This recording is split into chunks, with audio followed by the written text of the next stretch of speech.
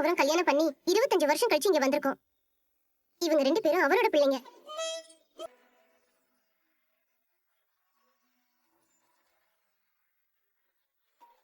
அவர் எங்க கூட கத்தார்ல வாழ்ந்ததுக்கு எங்க கிட்ட எல்லா ஆதாரமும் இருக்கு. நான் திரும்பவும் சொல்றேன்க்கா, அவர் இறந்த விஷயம் தெரிஞ்சதும் நாங்க வரணும்னு தான் நினைச்சோம். அப்ப எங்களால வர முடியல.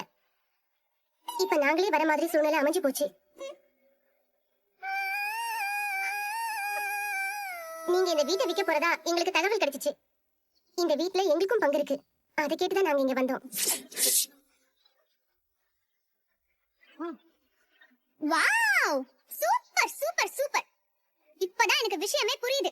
மா, நான் சொன்னல ஏமாத்துற கும்பல் அது கரெக்ட் தான். வீட்ல பங்கு இருக்குன்னு சொல்லி ஏமாத்துறதுக்குனே பைய தூக்கிட்டு வந்திருக்காங்க. அத மொபைல கொடுங்க. இதுக்கு தான் இந்த போட்டோ, ஆதாரம், இந்த டிராமா எல்லாமே.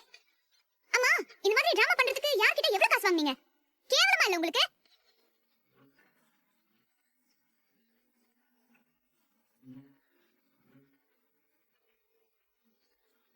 யமுனா சொன்ன மாதிரி எங்கயோ போய் காசு கொடுத்து போட்டோவை ரெடி பண்ணிட்டு இப்போ டிசைனா கதை சொல்றீங்கப்பா.